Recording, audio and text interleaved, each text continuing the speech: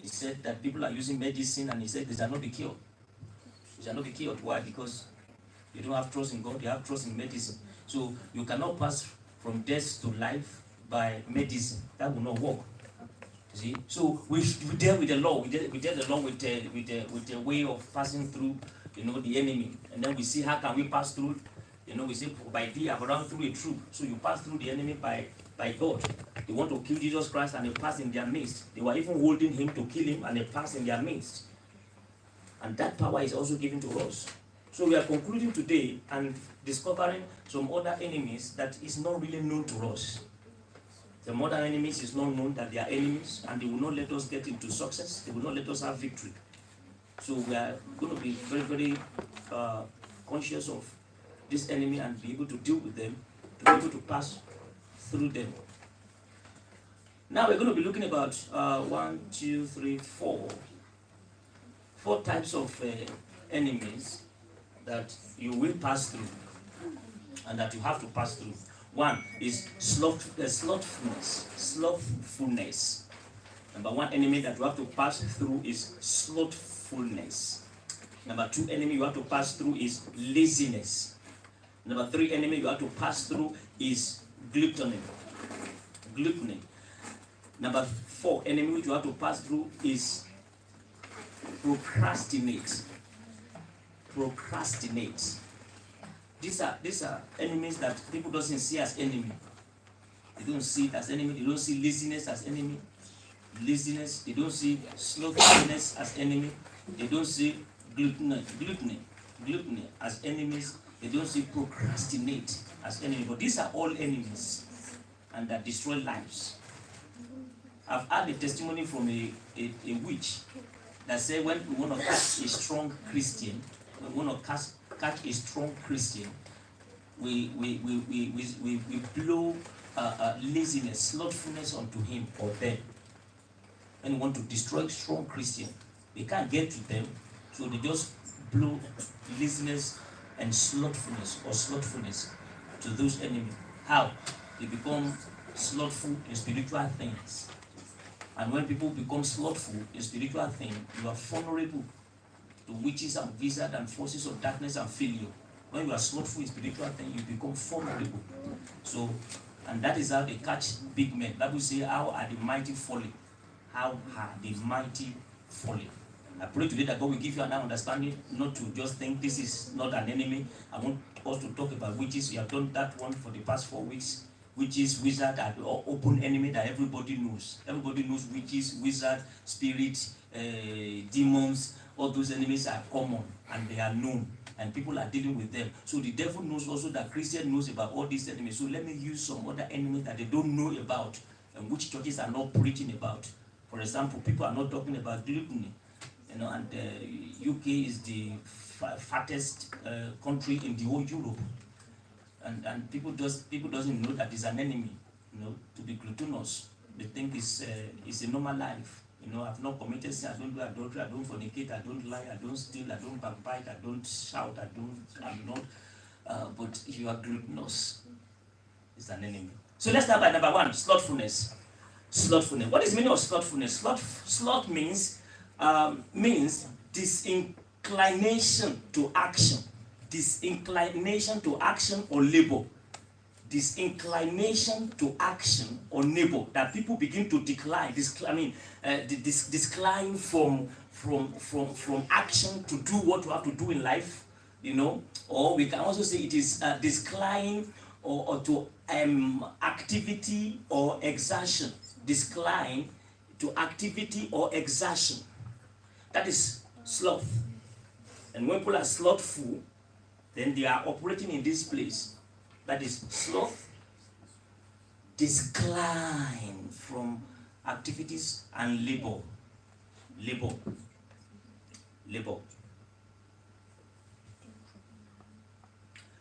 This is the act of always giving reason instead of being adhere to the given job. This is an enemy.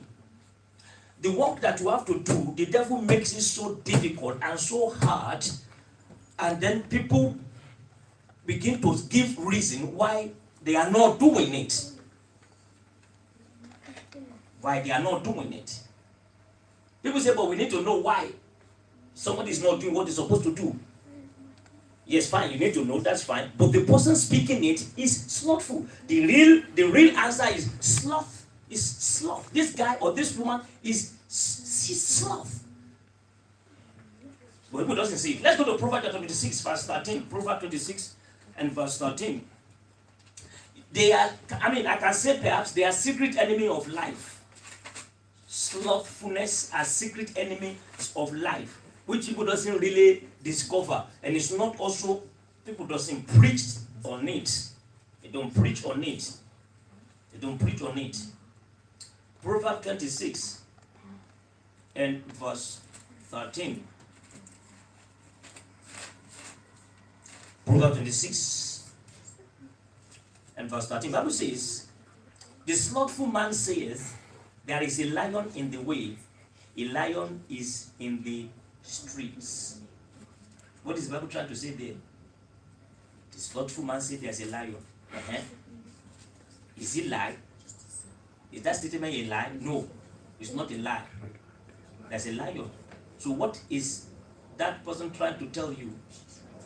He's trying to tell you, look, I'm not going out to do anything. I'm not going out to do any work. Why? Because there is a lion on the street. There's a lion on the street. So the Bible called that person a sloth. That is a big question there, a very mighty question. Okay, the guy has seen lion. So what makes him sloth? Why is he slothful? Because there's lion indeed on the road. There's lion indeed on the road. There's lion indeed on the road. The point here is giving excuse. So we say, but what about if lion is there? How's he going to pass? How's he going to go to his work? How's he going to do what he has to do? But God wants to know that no matter what is what is hindering you, there's no reason for you to decline.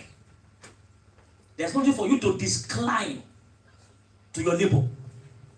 You have to walk. Jesus said, I must walk the walk of my Father. He said, 12 hours and in the day. He said, night coming when nobody walks. So in these 12 hours, I must do what I'm called to do. So I won't allow anything to hinder me. They told him, they said, why are you going to go and raise up Lazarus? You remember last time you passed, they will nearly kill you there. He said, there are 12 hours in the days. I must do my work. They nearly kill him, and he's still going to that direction. They nearly kill him. And they kill him. So the point here is, you will always find a way out. Even when there's a reason for you not to go and do what you are expected to do in life. There will always be a way out. Proverbs 22 and verse 13. Proverbs 22 and verse 13. The slothful man says, there is a lion without, I shall be slain in the streets. The second time. Why is he mentioned so much like this in the Bible? Why? Because slothful people always have a reason. And the reason is well dressed. That you will by all means accept it. Well dressed. The slothful man said, there's a lion on the street. I can't go to work. That is why I don't work. That's why I have no job. Because each time I go to job, they laugh at me at working place. They are mean. They molest me. I've tried several jobs. So now I'm not working again. I'm now receiving benefit. It's sloth. The person is a sloth. Because any reason that keeps you away from your assignment, from job, has subject you to be slothful. Has made you slothful. It's made you slothful. Slothfulness is an enemy to your success. Slothfulness is an enemy to your success. Slothfulness is an enemy to your success, which you have to pass through. You have to pass through.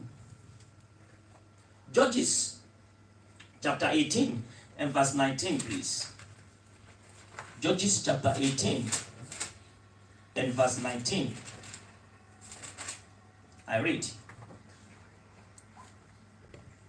And they said unto him, hold thy peace, lay thy hand upon thy mouth, and go with us, and be to us a father and a priest. Is it better for thee to be a priest unto the house of one man, or that thou be a priest unto a tribe and a family in Israel? Hallelujah. So they want to make him to be redundant. They said unto him, hold thy peace, lay thy hand upon thy mouth, and go with us. Don't talk, don't say anything. Don't do what you have to do again. That we subject this a prophet to a sloth. You know what happened here? You have to read to understand. Somebody go and employ a priest and they block him from doing his assignment, and want him to be a priest of one man.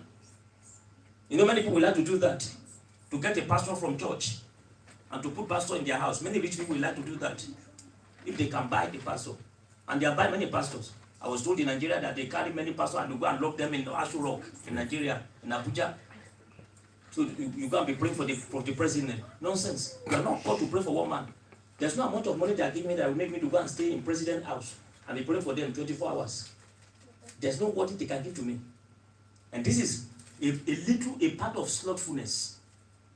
When you are redundant from your job and something has come to your life, the person will soon decay.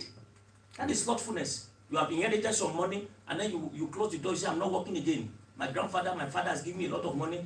I just will be living from the interest. The life will soon destroy. Longevity is not there.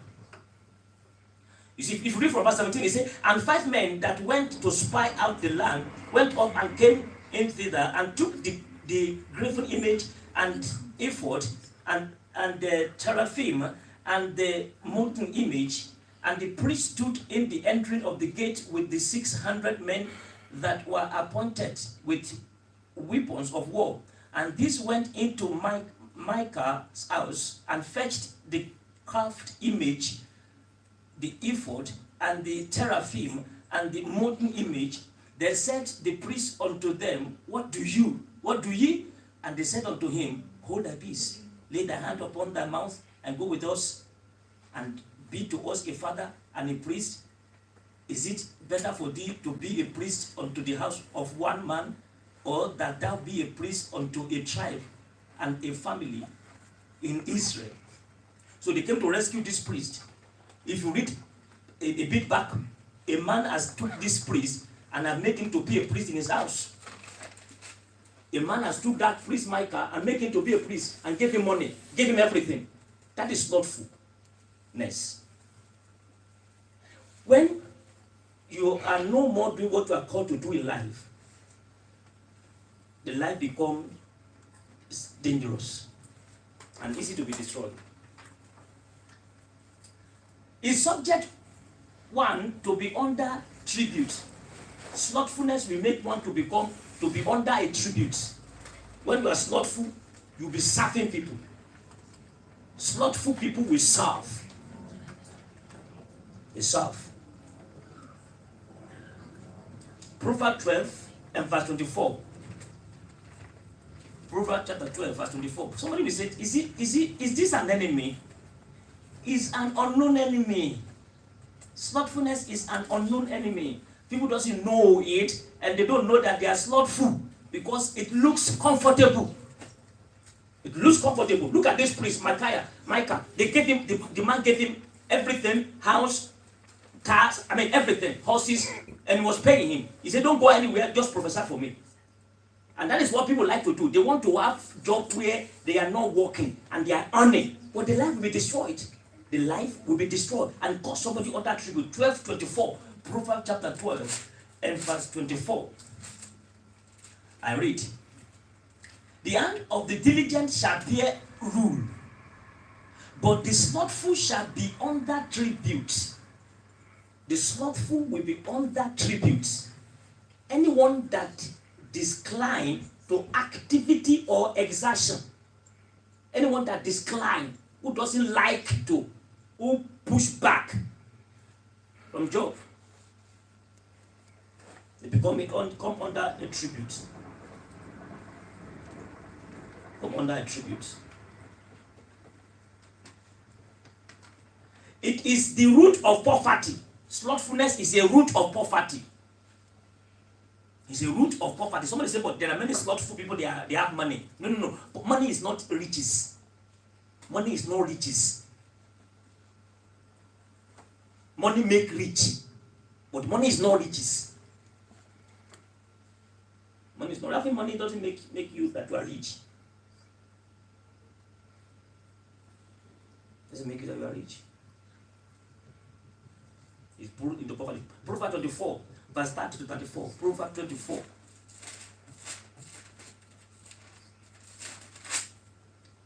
Proverbs 24 from verse 30 to 34.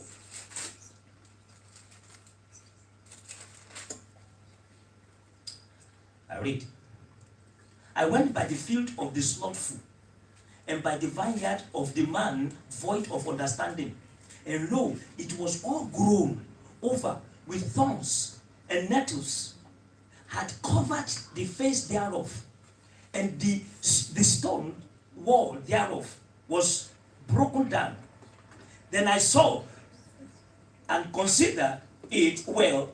I looked upon it and received instruction. Yet a little sleep, a little slumber, a little folding of the hand to sleep, so shall thy poverty come, as one that travelleth, and thy want as an armed man. That is not. He said, I went to his field. I go and check, his company, and they are crushed. He said, because don't worry, I want to sleep a little bit. I can't go on today. I'm not the director of my business. I'm the director general. Said I'm coming later. This is slothfulness. That is slothfulness. And so shall poverty come. So you have to fight it. Anytime you feel tired, you don't want to wake up to go to work. That is spirit of sloth. And it will lead to poverty. You must fight it. And how do I fight slothfulness? When you begin to refuse to decline from exertion. You refuse to decline from action. That is what is needed to fight slothfulness.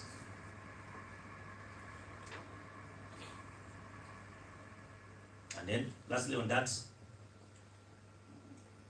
don't be slothful in your talent. Many people does not have respect for their talent. They become slothful in their talent where they are good. Why? Because they can't see anything in it, in the physical realm. Your talent is your life. Your talent is your life. What you are good at is what will bring you up. He said, the gift of man maketh room. It makes room, the gift that man has. That is his talent. It makes room for him. He gives him access. And people have neglected it.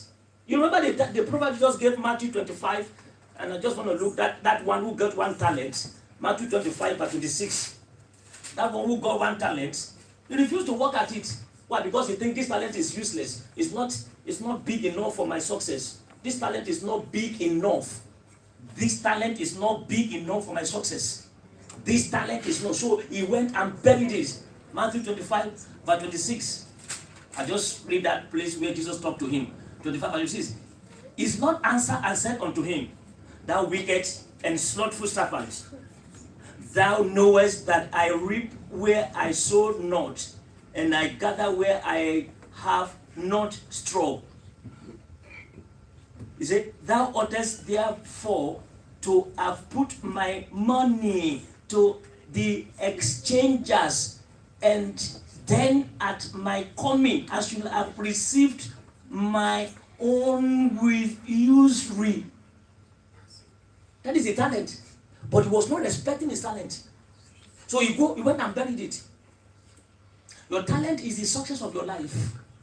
And people become slothful because their talent is not as great as they want it to be. Their talent is not as great as they want it to be. Anything that you can do very good, anything that you know how to do good, anything that you are good at is your talent. It doesn't matter how small, how little, how unimportant it is. It's your talent. It's your talent. And that will save your life. That will save your life. So is that can that save my life? That is what God has put into you. Somebody will have a mighty interest in it. I mean, it will boost your life. Even nobody have interest in it, as you are enjoying it and you do not decline from doing it, it's going to make you great in life. It's your talent. It's your talent. And it will keep your life.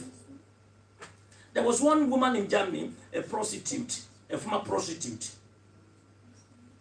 So then she got married. And when she got married, then the man come for counseling and was always complaining. I mean, in fact, the woman was very bad. Very bad. But because of, the talent she have on how to take care of men, prostitutes know how to take care of men, not only by prostitution, by cooking, by, give honor and do all sorts of things. So this woman has, captured the heart of this man. So her character was bad. Even when the man spoke to me how the woman used to behave, I said, it's better for you to leave her. And then he said, yeah, but I cannot leave her. I cannot leave her. As I asked her, I said, God, why? Because of what that woman has. What she has. Her talent. So then I have to, I have to talk to her so that she will know how to behave. And then she was changing slowly. But she will never know in her life that that will have saved her life and saved her marriage. So any area you are good at it. Do it. It's your talent. Don't bury it. Don't say it is unimportant. Don't say it's not good. It's good. Hebrews 6:12. Hebrews chapter 6 and verse 12. Hebrews chapter 6 and verse 12.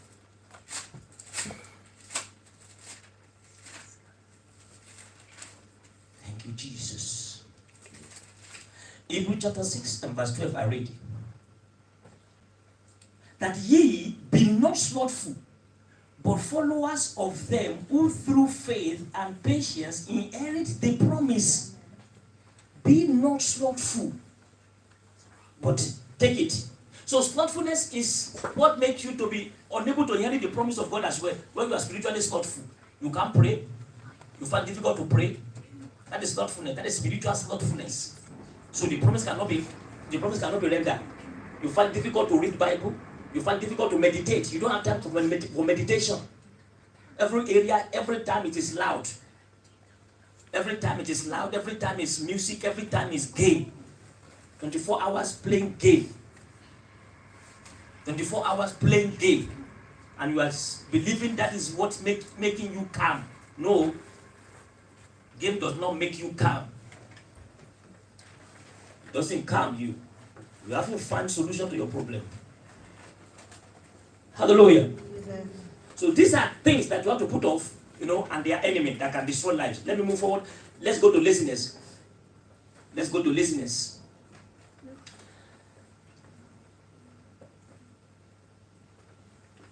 Laziness is not energetic or vigorous. You have no energy. No energy. Anything, no energy. Anything that is work, anything that is expected of you, no energy. And indeed, there's no energy. But the person doesn't know that it's laziness. It's called laziness. Lack of energy to do things is called laziness. Laziness is habit. It does not matter how it comes. It's an habit. Laziness is an habit. Okay, it comes through one channel, but when it comes, it was just a signal. And when it is received, it becomes habit.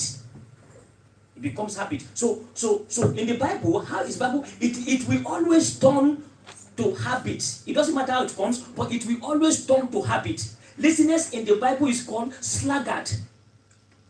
It is an enemy to overcome because it will not let you walk. It's an enemy that you have to overcome. That is why that rich woman said. He said, when we want to catch when we want to catch a strong Christian, we give them laziness. They don't get access to work. They can't do what they're supposed to do. We just put laziness inside them. So when they want to read the Bible, they say, "Oh, I'm tired." When they want to pray, "Oh, I'm tired." When they want to sing praises, "Oh, I will do later."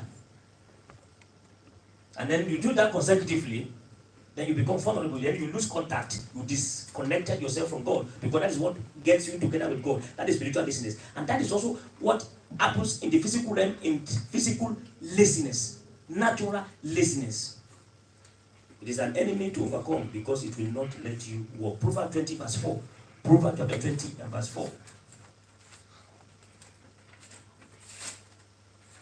For Proverbs chapter 20 verse 4. The sluggard will not plow by reason of the cold. That is laziness. Therefore shall he beg in harvest and have nothing. You know, in winter now, many people will like to sleep long, not to wake up. Bible says it's sluggard, it's laziness. When what you are doing is enjoyable, cold will not be a reason why you don't get up. The reason of cold, because it is warm in the bed. When you have got enough sleep, there's no reason for you to lie in bed continuously. When you have gotten enough sleep. When you have gotten enough sleep. So you say, by the reason of cold, he will not plow. Sluggard will not plow, because it is cold. Therefore shall he beg in harvest and have nothing. And sluggard in English dictionary means habitually lazy. Habitually lazy. So that's what the Bible is saying. People are becoming lazy in their habits. So to stand up, they always get reason. You know, it's natural circumstances, we always keep them bound. Natural circumstances. Oh, the weather is very bad, that's why I didn't come to church. It's laziness. Weather is bad. Proverbs 13 verse 4. Proverbs chapter 13 and verse 4. The soul of the sluggard desireth and hath nothing, but the soul of the diligent shall be made fat. Lazy people always dream, have big dream. Oh, I want to be like this. I want to be like this. Give them assignment to do. They tell you I cannot. But then I want to build this thing. I want to buy this. Oh, look at this ring. I want to buy it. I like it. Look at that. I get up and walk. Oh no. So they have desires, but it's never bringing to anything. Number 3, gluttony.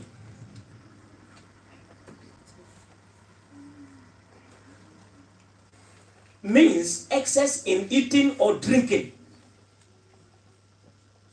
Excess in eating or drinking.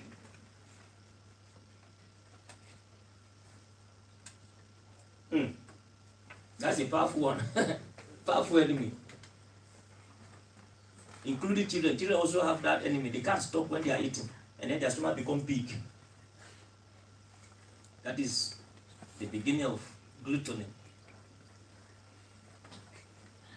And adults also, not only children, adults. Somebody says, is that an enemy? It's an enemy. It is a big enemy. When you are satisfied and you can't stop eating the food because it is delicious and taste. It tastes very good.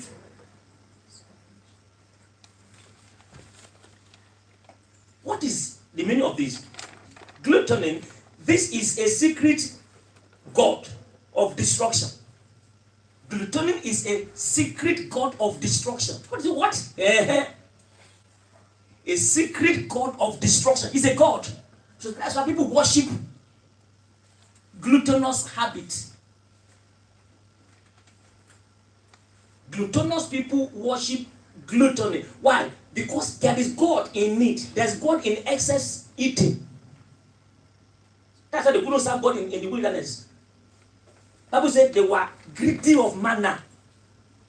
And the other place, number 11, They were eating it, and Bible said they died while the meat was in their food, in their mouth. Their mouth was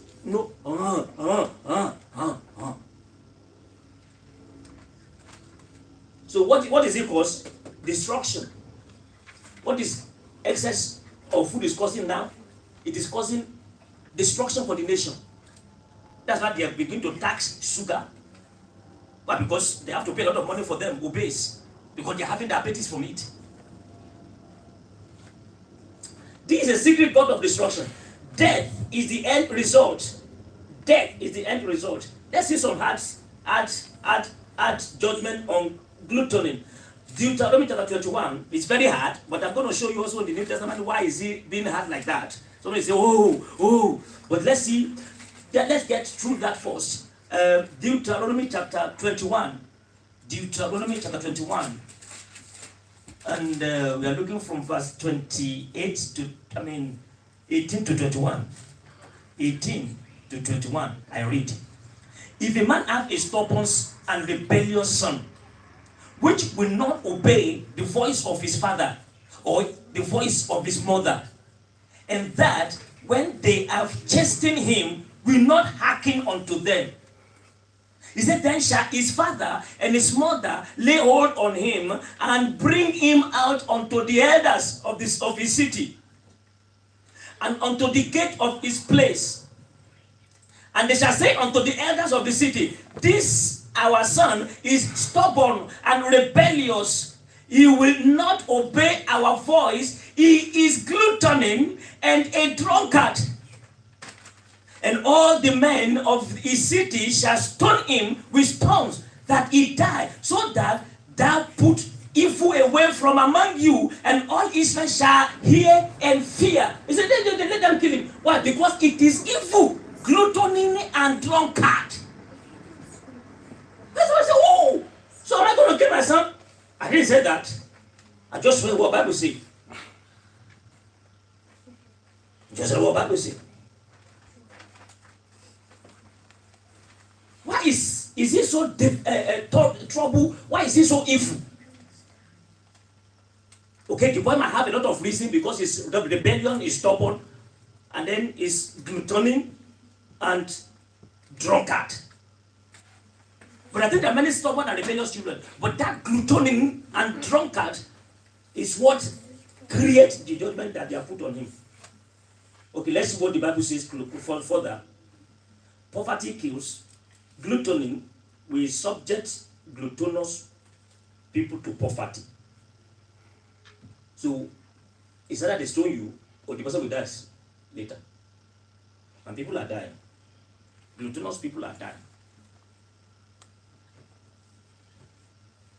Proverbs 23, verse 21. Proverbs 23, verse 21. For the drunkard and the glutton come to poverty, and drowsiness shall clothe a man with rags. They come to poverty. Bible says the thing that kills the poor is poverty. Poverty kills the poor. So it doesn't matter, they don't need to stone him these days. Gluttonous will make him or her poor.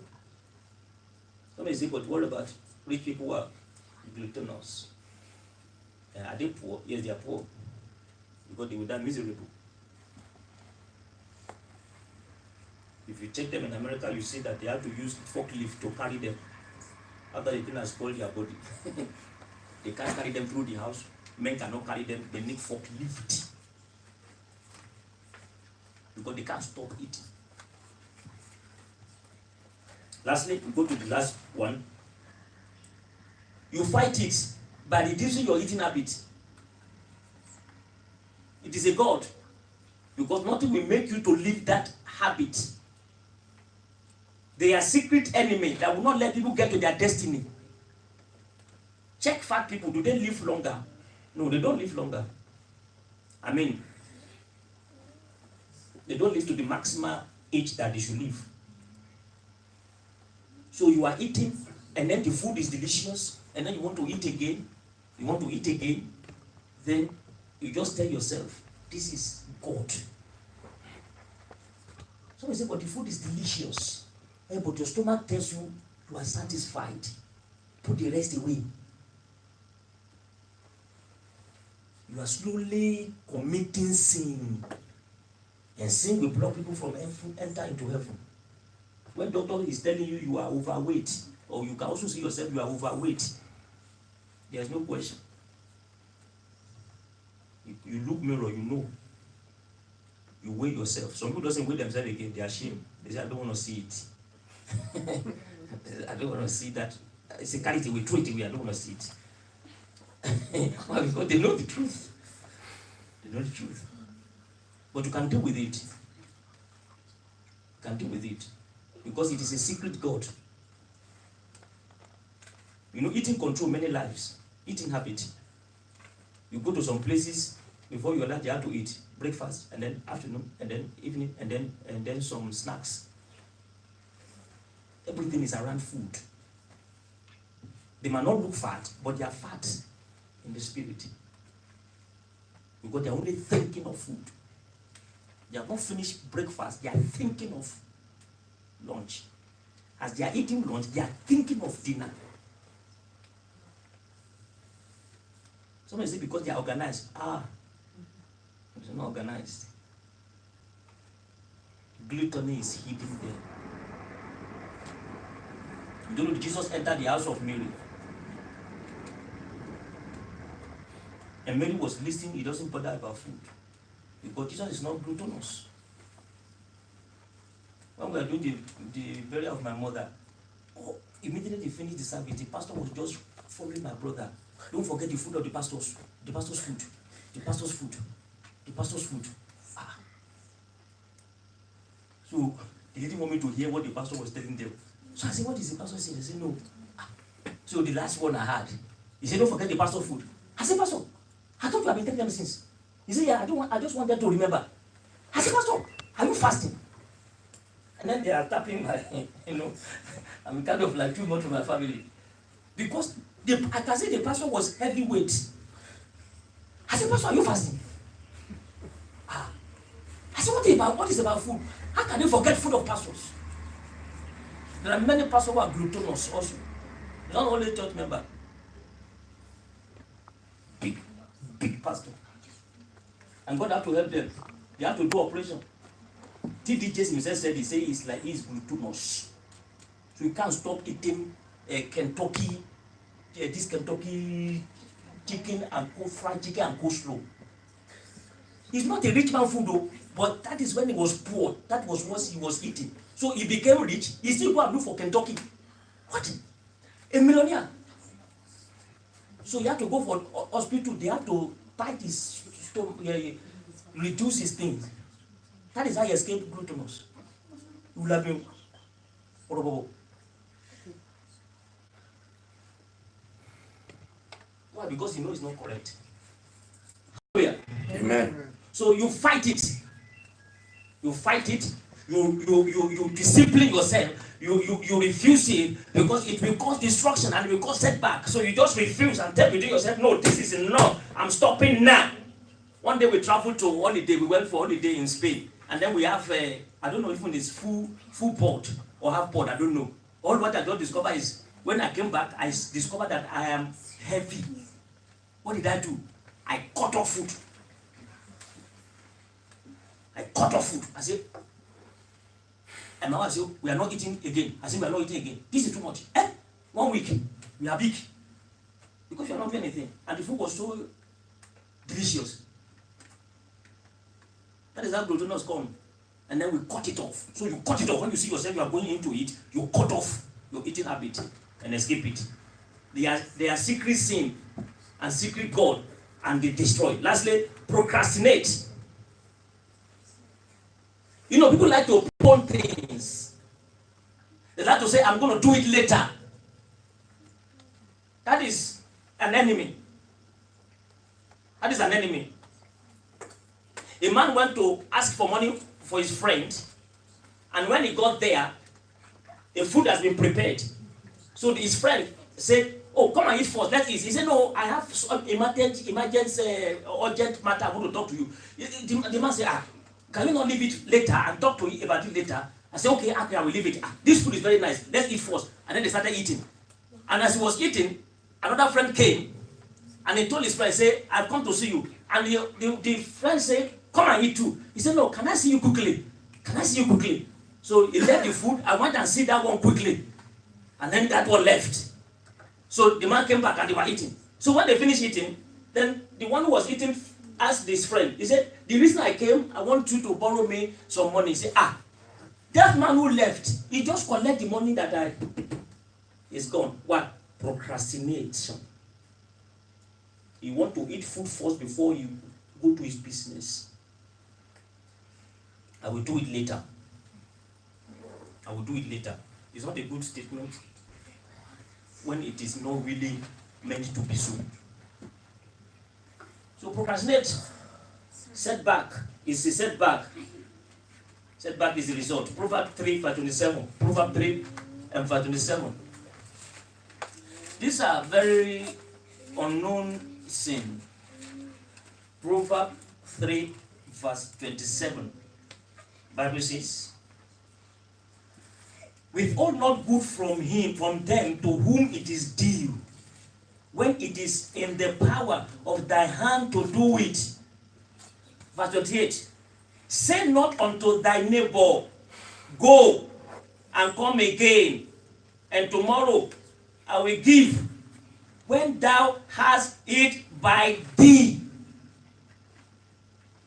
That is procrastinate. And God said, don't do it. You have it now. Why can't you give it now? Okay, you can do it now. Why are you not doing it now? You say, I am tired. Okay, maybe you are tired at times. You postpone some things. But then that must be meant. You have to mean it. But there are situations that you are not, it's not good for you to procrastinate. Not good for you to procrastinate. God does not procrastinate. I learned from our small boys there, from Jesse and David. Jesse was eating something. David said, Jesse, give me to eat too. Jesse said, I will give you later. David said, but it is written, ask and it shall be given. And Jesse said, you are right. Yeah, yeah, okay. Why is Jesse saying later? Wait. Because it's there. Procrastinate. I mean, anytime I remember it, I just laugh and caution myself. Small boys, small children, they know already how to find their way. Why? Let me say, why you don't want to give me now? Because it is in the Bible. Ask, and it shall be given. So I don't know why I should wait. Because if I wait, you will finish it. And Jesus said, okay, take, you are right. Hallelujah. Amen. Procrastination is not good. Amen. Well, because you have it. We serve God of now, which is mean accepted time. We serve God of now, and that means accepted time. Accepted time. Which means do not procrastinate. Do not. Lastly, 2 Corinthians chapter 6. 2 Corinthians chapter 6 and verse 2. 2 Corinthians chapter 6 and verse 2. I read. He said, for he saith, I have heard thee in a time accepted, and in the day of salvation have I succored thee. Behold, now is the day, is the accepted time. Behold, now is the day of salvation. Now, not tomorrow, now. So anything that we're doing, and you know you should do it, force yourself to do it. Fight to do it.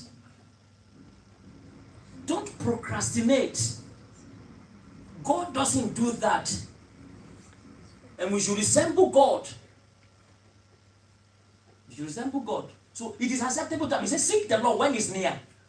So if you procrastinate when God is near, then it's gone. So spiritually, at least, you should avoid procrastination. Avoid procrastination. Set a goal. Don't be busy here and there. That is procrastinate. Set a goal. There are many people, they are busy there and there, but they have nothing. They call them busy for nothing.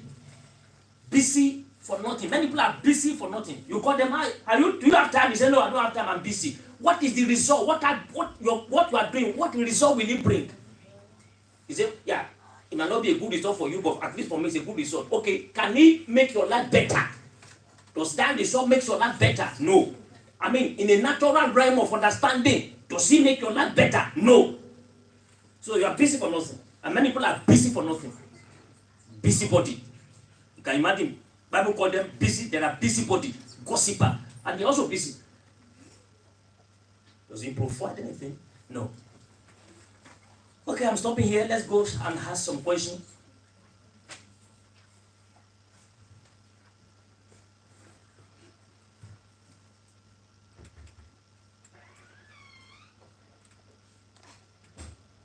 Okay, we talk about this. The slothfulness is the act of always giving reason instead of being adhere to the given job.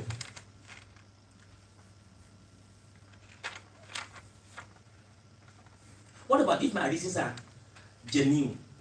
If the reason that I give is genuine and yet it is slothfulness, should I keep that reason or should I abandon that reason in order to break slothfulness? If my reason of being slothful is genuine, but yet I'm slothful. Yeah?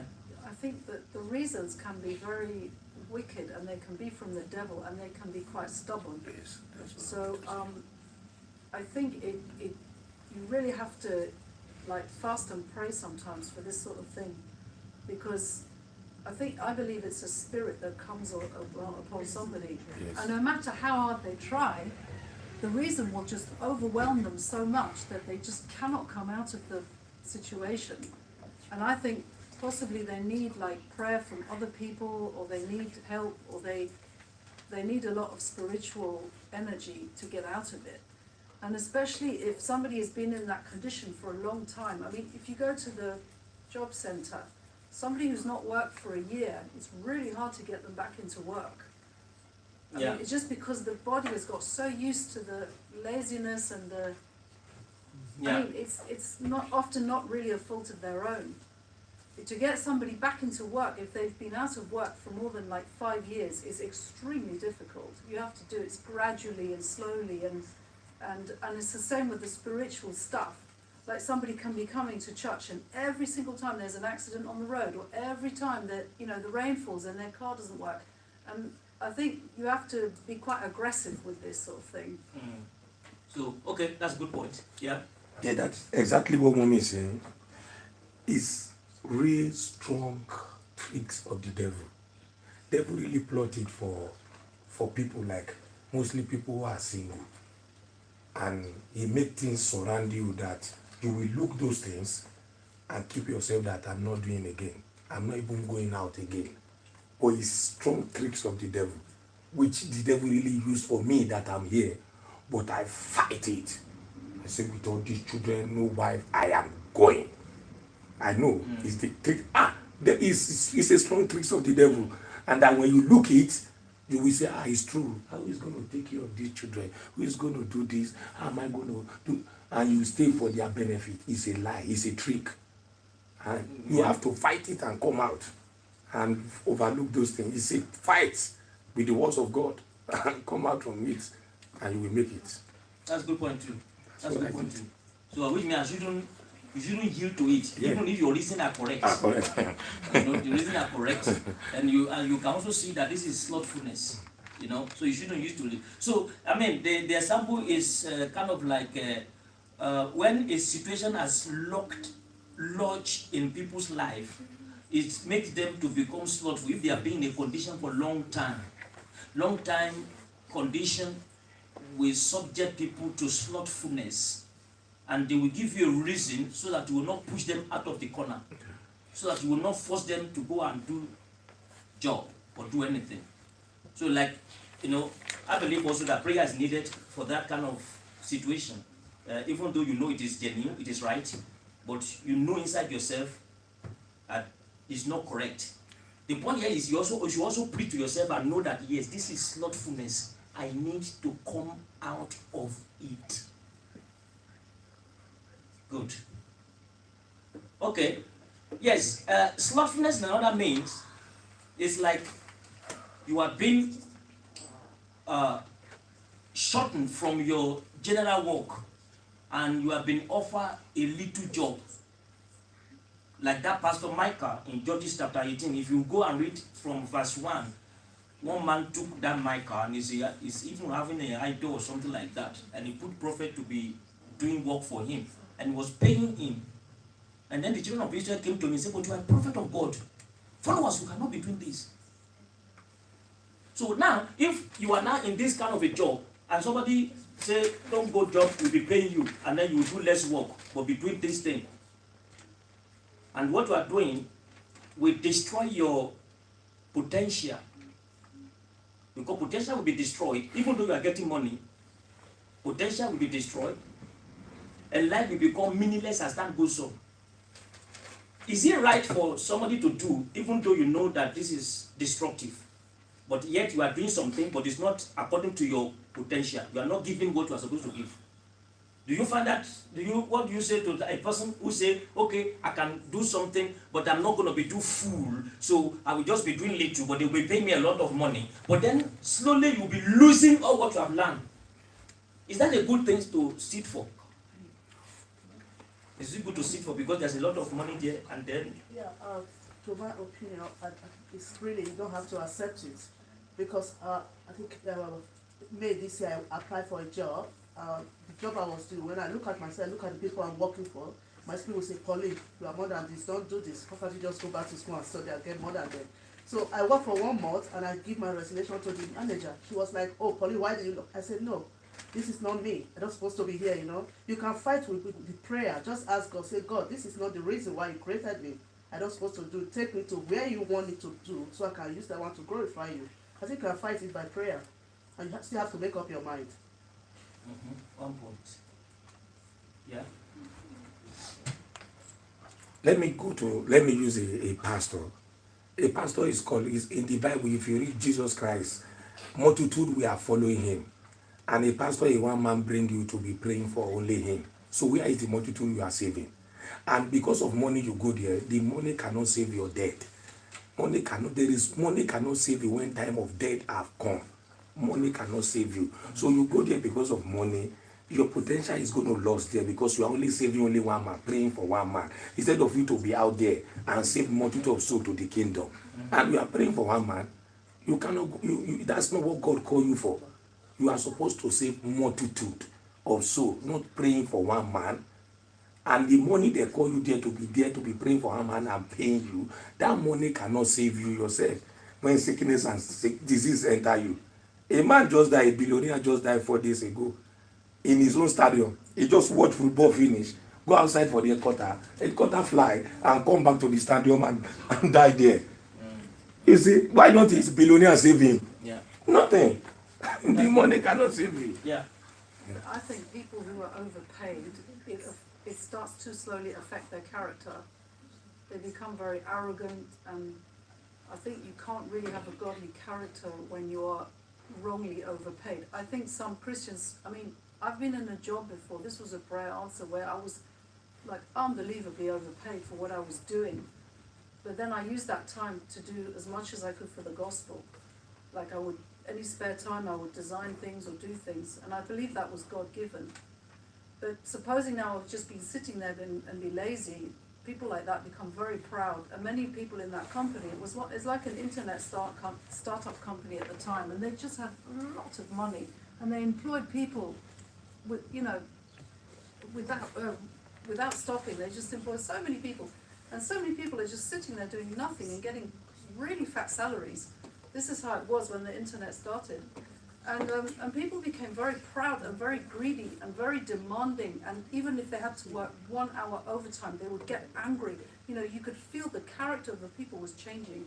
So I think if somebody is, as a Christian, you just have to be careful with that. If you are doing something that pays well and you do little for it, your character will slowly change unless you really do use that for God, you know, use the money for God or use the time for God or whatever. Yes, slothfulness is a different kind, which means it's correct that a part. So you don't just go for the money, you go for the potential which is inside you, that you are delivering it, and you are also get what you're supposed to get. But not to work 1 hour and then you get 20,000.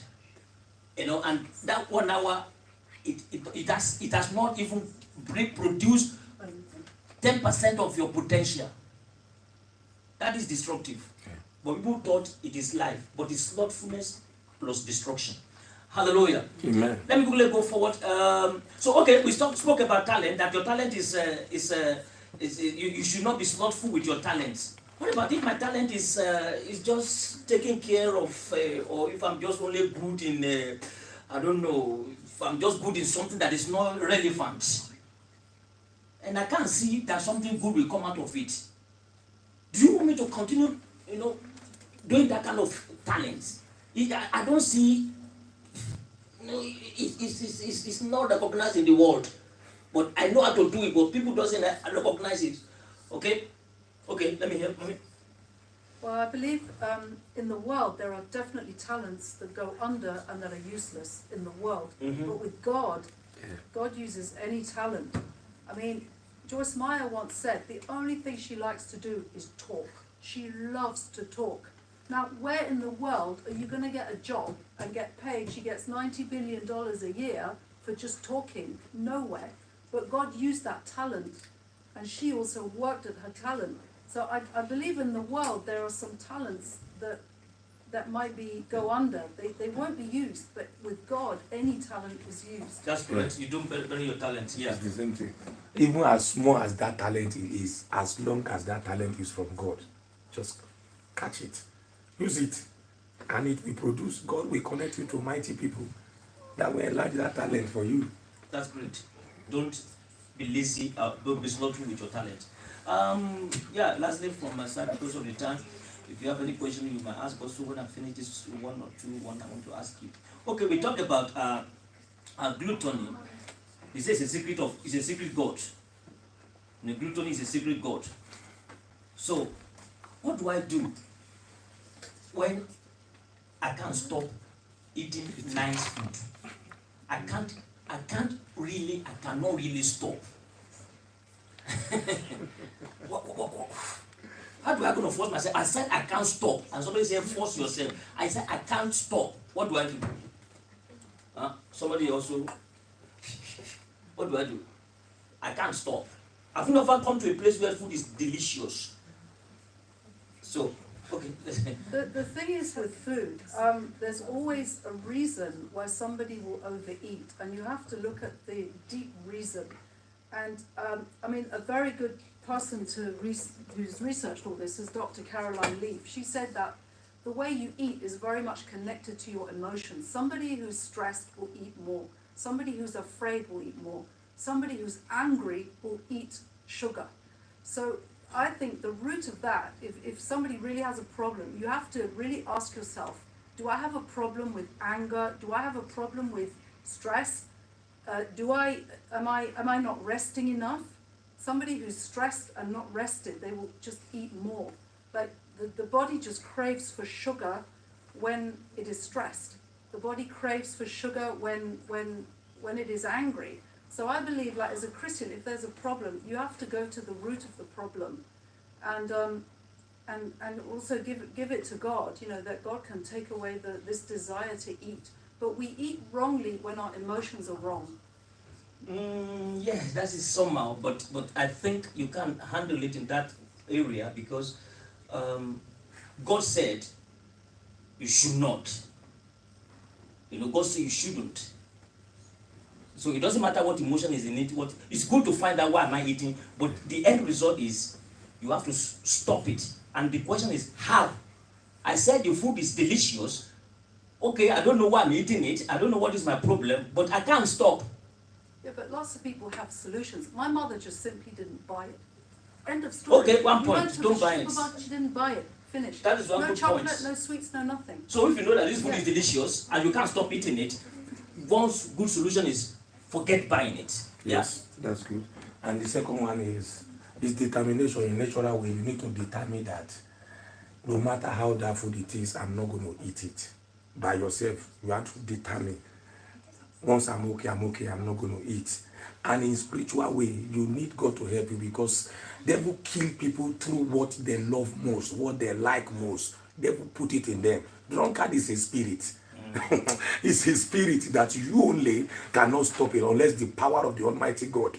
So devil put spirit in people who eat too much and fat to do those things to kill them. Imagine I was eating peanuts long time. If not, I get to hear devil use that peanut to trick me. I could have gone long time. But I continue eating it because the thing have been connected to me to finish my enemy until daddy saw it. So all this thing is a trick of the devil. He used it for people to continue eat it, and it will make you fat. Sometimes and you you are gone. you have to look at the consequences as well. Like sooner or later, like too much food or wrong food is going to make you sick. Yeah. You know, and you have high blood pressure. So Yeah. when you see the consequence, or read about the consequence, or just and take it seriously. It's not like something that might happen, may happen to somebody. It does happen. You know, type 2 diabetes is on the rise, and it's a scary sickness, a very scary sickness. Or anything connected to obesity is really scary.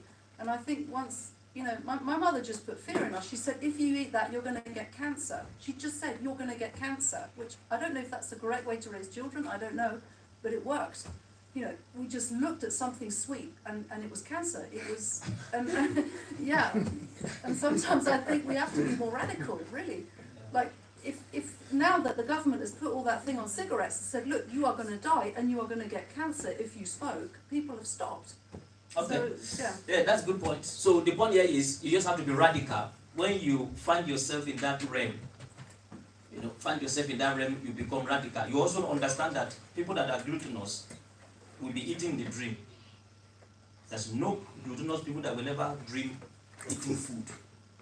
And so which means this is physically bad and also spiritually bad for you, because the devil knows it and is going to use it. And he'll use it seriously against you. I pray today that God will give you, everybody, the light of this message, that everybody will be able to treat it and then deal with it and look at it, directly. And you know that you are called to become great in life, and that you put away, slothfulness. Even if there's lion on the street, you say, I'm going to succeed. It doesn't matter what is on the street, I'm going to succeed. Yeah. I'm not sleeping in this bed, I'm going to succeed. And the more hard work you become, that is how your life becomes great. The Bible says diligent has a reward. Let's go down together for Jesus Christ. Let's say 1 or 2, 3 prayer today and thank God in this message. Say, Father, in the name of Jesus Christ. Father, in the name of Jesus Christ. From tonight, I victoriously passing through the enemies. That will cause me to be stagnated. That will cause me to be stagnated. Let's go to the prayer right now. Father, I victoriously pass all the enemies that will cause me to be stagnated. I victoriously pass through them. Every enemy that I've been talking about, every enemy that you have looked into right now, Father, by the power, by the anointing, by the authority of the Lord, I take authority by the anointing of the living forever. I victoriously pass through them. By the power of the Lord, by the anointing of the living forever. The Lord God of heaven grant it. The Lord God of heaven allow it. The Lord God of heaven release it. And I move in that power. I move by that anointing. I move by that authority.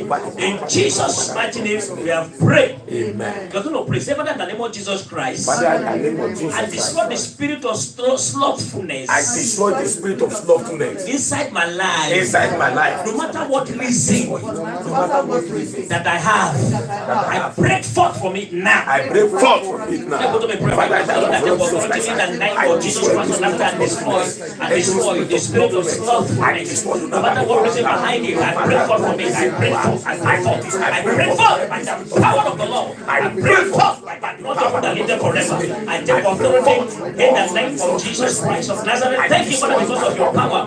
Thank you because of your anointing in Jesus' mighty name. And we have prayed. Lastly, we are going to pray and tell the Lord, say, Father, in the name of Jesus Christ. Father, in the name of Jesus Christ. I reject the spirit of procrastinate. I reject the spirit of procrastinate. I believe that now, whatsoever I have to do, I'm doing it promptly. I believe now, whatsoever I have to do, I'm doing it promptly. Let me do a prayer right now. Father, I take authority. I am prompt in my assignment. I am prompt. Lord, whatsoever I have to do, Father, I believe to do it promptly. I am prompt in the name of Jesus. I remove the spirit of procrastination.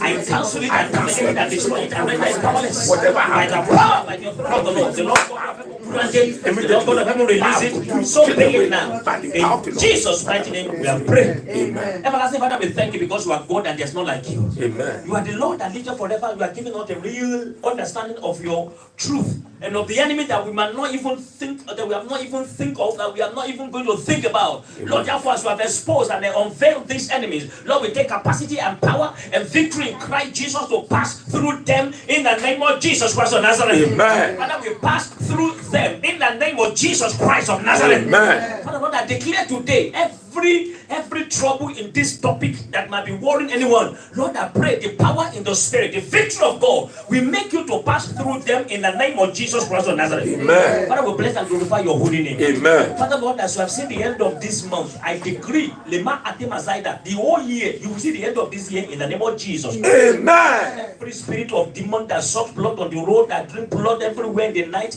every spirit that made people to have stroke in this time that remain before the year goes to an end, I forbid that spirit. We have no access. We are passing through them in the name of Jesus Christ of Nazareth. Amen. And they will not be able to harm you. They will not be able to injure you as you are passing through them in this year in the name of Jesus Christ of Nazareth. Amen. Your life and my life are preserved for the glory of the Lord. Amen. And so pay it now. Amen. In Jesus' mighty name, we are praying. Amen. Let's share the grace together and fellowship. May the grace of our Lord Jesus Christ, the love of God, and the fellowship of the Holy Spirit be with us now and forevermore. Amen. Surely goodness and mercy shall follow us all the days of our lives, and we shall dwell in the house of the Lord forever and ever. Amen. Shout the living hallelujah. Hallelujah. Shout the glorious hallelujah. Hallelujah. Shout the wonderful hallelujah. Hallelujah. Say, it is my open door. It is my open door. Now let's speak our slogan together. Every door that is closed against others is open unto me. And I go in and I take resources. Tell your neighbor, say, from today, you overcome all the enemies of your life. You overcome all the enemies of your life. Amen. God bless you.